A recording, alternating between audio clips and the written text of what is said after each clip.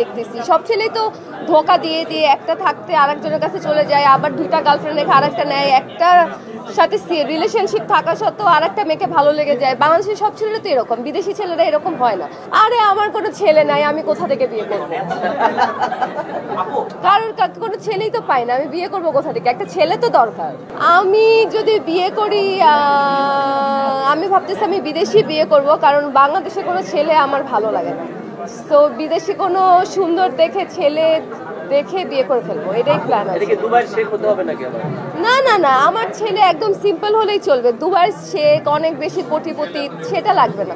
একটা ভালো ছেলে হবে যে কিনা আমাকে সিম্পল ভাবে, মিডল ক্লাস ফ্যামিলিতে যেভাবে হয়, আসলে আমাকে দেখতে এরকম মনে হয় যে আমার অনেক টাকা পয়সাওয়ালা বয়ফ্রেন্ড লাগবে, এটা আমি না। একটু ভালোবাসা দিবে, একটু কেয়ারিং থাকবে, এটাই ভালোবাসা। এরকম ছেলে পেলে আমি বিয়ে করে ফেলবো। কি জানি, আমার চোখের সামনে কোনো এরকম আমি ছেলে দেখি না। কারণ বাংলাদেশে অনেক ছেলে দেখছি, বাংলাদেশে তো কোনো ছেলে, সব ছেলেরাই তো 2 নাম্বার। আমি দেখতেছি সব ছেলেই তো ধোকা দিয়ে দিয়ে একটা থাকতে আরেকজনের কাছে চলে যায়, আবার দুইটা গার্লফ্রেন্ড রেখে আরেকটা নেয়, একটা সাথে রিলেশনশিপ থাকা সত্ত্বেও আরেকটা মেয়েকে ভালো লেগে যায়। বাংলাদেশের সব ছেলেরা তো এরকম, বিদেশি ছেলেরা এরকম হয় না। বিদেশি ছেলেরা যখন যার সাথে থাকবে একজনের সাথেই থাকে, আর খুব লয়াল থাকে, খুব ভালোবাসে।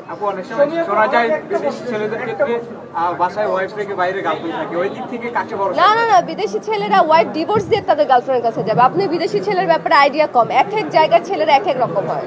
এইরকম আমি আপনাদেরকে অনেক ইন্টারভিউ দিচ্ছি যে আমাকে, এরকম আমি অনেক ইন্টারভিউ এত সাংবাদিকের সামনে দিচ্ছি যে আমাকে একটা ভালো ছেলে দেন, এখন পর্যন্ত একটা ছেলেও আসে নাই। এটা একটা মানে আমি আর বলবো না ক্যামেরার সামনে। না না, আমি লুকাবো কেন? আমার যদি হাজবেন্ড হয় আমি হাত ধরে আপনাদের সামনে নিয়ে আসবো। আমি হলে সেরকম মেয়ে, কিন্তু আমি পাচ্ছি না, কি করবো? যাই হোক, সিঙ্গেল এসছি, ভালো আছি। না না, আমাকে কেউ গিফট দেওয়ার কেউ নাই, আমাকে কেউ গিফট দেয় না। আমি যা কিনি সব আমার নিজের টাকায় চেষ্টা করি, ছোট ছোট করে। আমার শখ আসলে খুব ব্র্যান্ডের, মানে ব্র্যান্ডের উপর আমার একটু ঝোঁক আছে। সো একটু ব্র্যান্ডের জিনিসপত্র কেনার চেষ্টা করি, যে একটু কিছু কাজ করে টাকা জমাই চেষ্টা করি যে একটা ঘড়ি কেনার বা ভালো একটা ড্রেস কেনার। যার যেটা শখ আসলে, এটা আমার শখ। তাণ্ডব নিয়ে আমার ঈদে আসলে একটা প্ল্যান আছে, একটা দিন আমি আমার ফ্যামিলি সবাইকে নিয়ে তাণ্ডব দেখতে যাব, কারণ তাণ্ডব আসতেছে তাণ্ডব করার জন্য। So I am very excited. আমি টিজারটা দেখেছি, আমার খুব ভালো লেগেছে। আর আমি আসলে রায়হান রাফির বিগ ফ্যান, তার প্রত্যেকটা কাজই আমার পছন্দ। আর এখানে শাকিব খান আছে, আমাদের মেগাস্টার, আর কি বলার আছে। ইনশাল্লাহ কোনোদিন যদি আল্লাহ চায় তাহলে অবশ্যই আমাকে তার সাথে দেখা যাবে একই পর্দায়। আমি কোনোদিন বলি নাই আমার এ বছরই হতে পারে শাকিব খানের সাথে, আমি বলেছি এ বছরই হয়তো আমি আমার বড় পর্দায় কাজ করবো।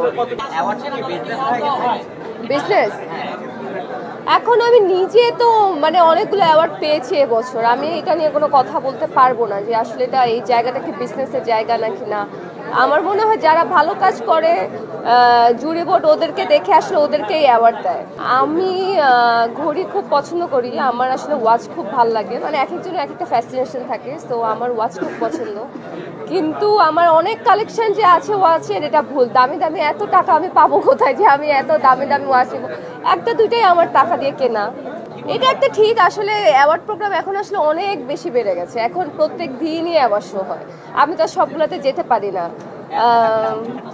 মাঝে মাঝে আমাকে যখন ওরা বলে সম্মানিত করতে চায়, ঠিক সেই অ্যাওয়ার্ডগুলোতে আসলে আসা হয়, কিন্তু আসলে অনেক ইনভিটেশন আসে এখন আসলে।